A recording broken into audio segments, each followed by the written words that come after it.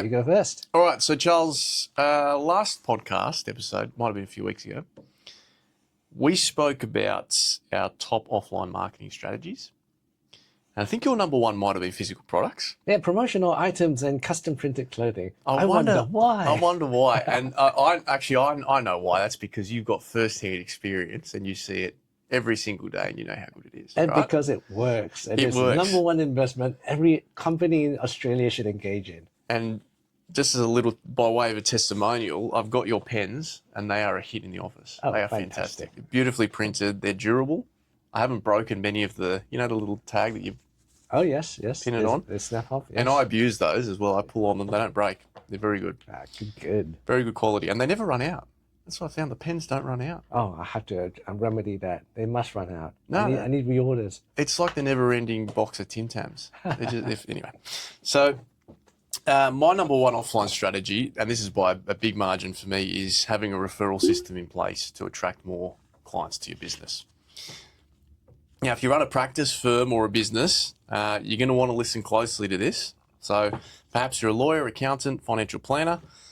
This is what you need to know about generating more referrals from your happy clients. Okay. So we know that referred clients spend more. They're easy to deal with. They're more agreeable to your advice. They're more profitable. They stay with you longer. And they're also 3 times more likely to refer others to you. There's your stats.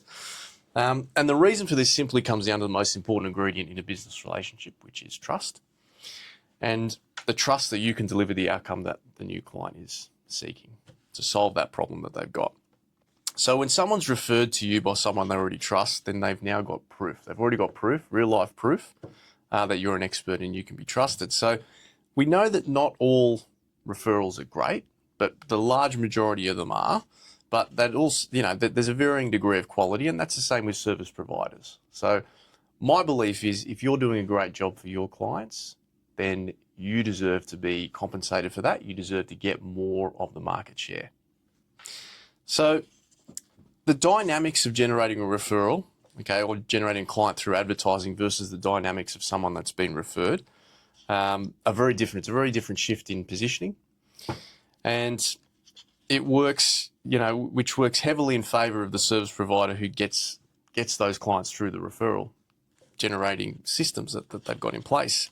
And advertising, we know it's very costly. It needs regular attention, a lot of refinement. You and I both advertise quite a lot. We know this. A lot of optimization. There's a lot of agencies out there. Some people go from agency to agency like they're going from restaurant to restaurant. Getting burned here and there. It happens, but there's a lot of dollars that have to be invested to try and get advertising to work for you. And it's not to say, don't use advertising. Advertising certainly works, but I don't do any advertising for my clients until they've got referral systems in place because it's the low-hanging fruit. It doesn't cost anything, and it's full of upside. So I'm going to give you an overview of what a referral system actually looks like to double the amount of referrals you get from your existing clients.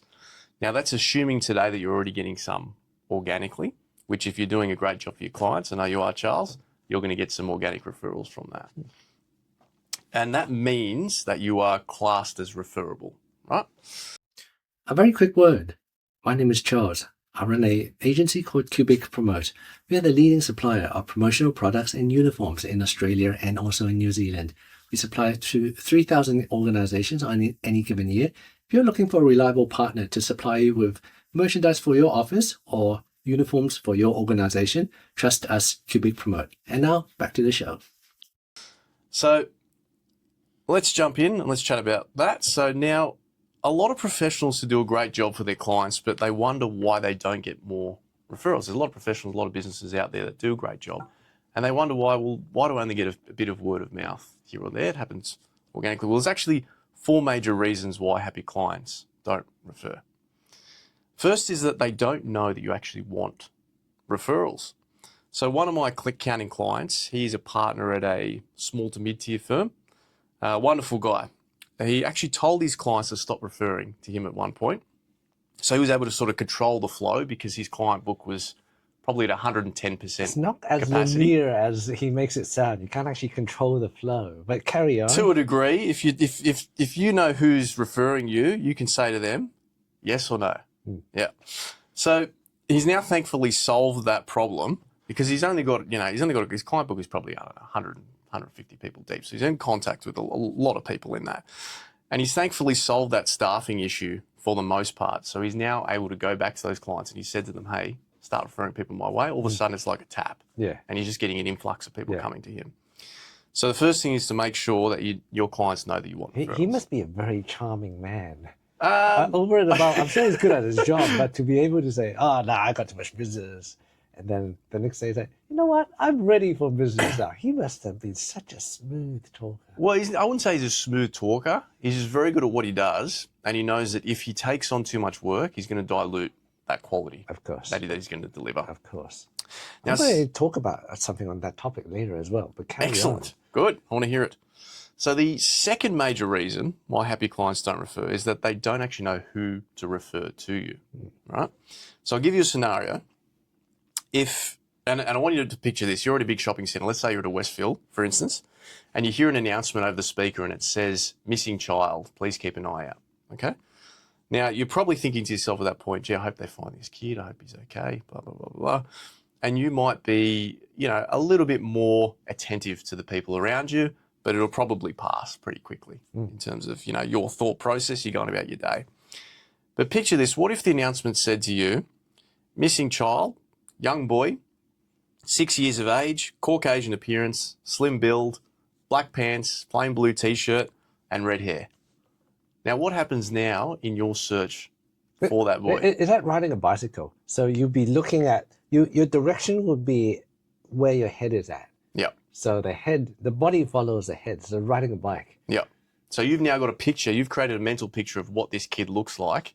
You're way more likely to go, that's him right there. Yeah. And you're going to be scanning around. You're going to be a lot more attentive because you know what the cues you're going to be looking out for. That red hair is going to stand out like a sore thumb, right? And it's the same that applies with referrals. If you want a certain type of client, you've got to paint that picture for your clients. They need to know exactly who you want to deal with. And for instance, let's say you're a family lawyer, for example, you might specialize in helping men or women who are recently separated and who are concerned about the custody and well-being of their children, and they're located within the lower North Shore of Sydney. Let's say your firm or practice is based down there. Then, you can even go to a more granular level of detail with that. It just depends on who you're looking for. But the point is, you've got to paint that picture for your clients. These are the types of people to send my way. The third reason why they don't refer is, let's picture this. You're at a family barbecue, right? Family barbecue, you've invited some friends. It's a birthday as well. And one of your clients there, they overhear someone saying something along the lines of, a customer of mine is threatening to sue me, right? Your client hears that, their ears prick up and they go, hey, John, you should talk to my solicitor. He's great with those matters, right? And it's probably left right there. It's a passing comment. It's word of mouth. It's probably left right there. And John might respond, or that the person might respond and say, well, yeah, thanks, mate. I should get in touch with them. Chances are it goes nowhere. Those two messages specifically can easily be transferred into a billboard advertisement, or nowadays a social media advertisement, or an AdWord where you're simply posing the question and then pushing it out there. We are looking for a boy with a red hair. Yep. He's gone missing. Have you seen such a boy? It's easily can be transferred into a billboard. Easily, 100%. And you're calling out specifically who you want. So it's much easier for people. You're sifting through those that you don't want, and that's the process. Sort of chipping away. Yeah. But what if your client says something like this instead? They go, hey, John, my solicitor's great with those types of matters, saved our bacon, saved our business a couple of years ago, et cetera, et cetera. I'll put you in touch with him. What's your email address? So one step further than just saying, my solicitor's great, you should talk to him. You actually put them in contact with that person. And then on Monday morning, you send the email straight across. That potential client CC'd in, the introduction's made, it goes forth from there. Yeah. And then the fourth and final major reason why happy clients don't refer is they don't know why they should refer people to you. We're all human beings. We've all got an element of self-centeredness about us. That's just the nature. Some more than others. Some more than others, all to varying degrees. we want to know what's in it for us. What's the benefit for us? Now, in most professional services settings, a fee for referral is not appropriate. And in some industries, it's actually forbidden. Please check your jurisdiction and you on ethical grounds, because there are certain rules that prevent it for some industries. But if it isn't the case for you and you want to incentivize with money and gifts, pre-gifting is an option that you can do. So you can send a nice letter which says something like, it talks about the importance of referrals. Pre-gifting in the promotional success. items and corporate Absolutely. gifting. I wonder who could supply something like that. Maybe I've heard cubicpromote.com.au Absolutely. could do that. They're very, very good. Five-star review for them. They're very, very good. I love their pens. Did I mention that? You could say in the letter something like, how important referrals are to the success of the business and the ongoing success of clients. Then you can talk about the types of people you want referred to. So you paint that picture for them. Then you talk about the process of referring, the email. And then finally, why they should refer to you. Here is a beautiful gift, or, restaurant voucher, something like that they can take advantage of in advance of referrals, as an advance thank you for doing that. So, but yeah, as I said, make sure you check your rules and regulations before you go ahead and do gifting, because, it can be contrary to those. But the bottom line is, there are ways in which you can emphasize the importance of referrals to your business and to the success of your clients in a non-sales, in a very gentle way. So I love all of those ideas, especially number 4. It really resonates with me. Wink, wink. To me, it's the medium that's always been the hard part. So I mentioned that we could put it on billboards and other items. And on a previous podcast, I talked about how every single person in your company is effectively a marketer, but they don't see themselves as a marketer. So I guess the challenge for a marketing department, or perhaps an owner of any small business, medium, or even a larger business, is how do you get a team member who might be operating directly with a customer to push out those messages? Now, number 4 can easily be done, because that can be centralized into the marketing person or marketing function, and they could just do their thing. But the other ones require a genuine conversation. And truth be told, I think a lot of accountants or a lot of service providers, they're just such experts in what they do that this conversation becomes confronting to them.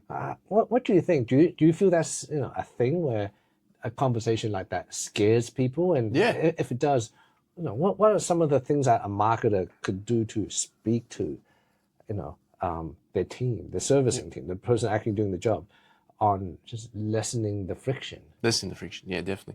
There's a couple of things you can do. So when you sign on a new client, and this is what I teach all of my clients to do, when they sign on a new client, they should spell out during the onboarding phase that when and only when I deliver X result for you, so whatever that result is, whether it's a positive this or fixing that, I will kindly ask you to refer me to 1 or 2 other business owners, whatever it might be. So you're not actually asking for the referral in that instance. You're just planting a seed, right? And it's a lot easier conversation to say when and only when this occurs.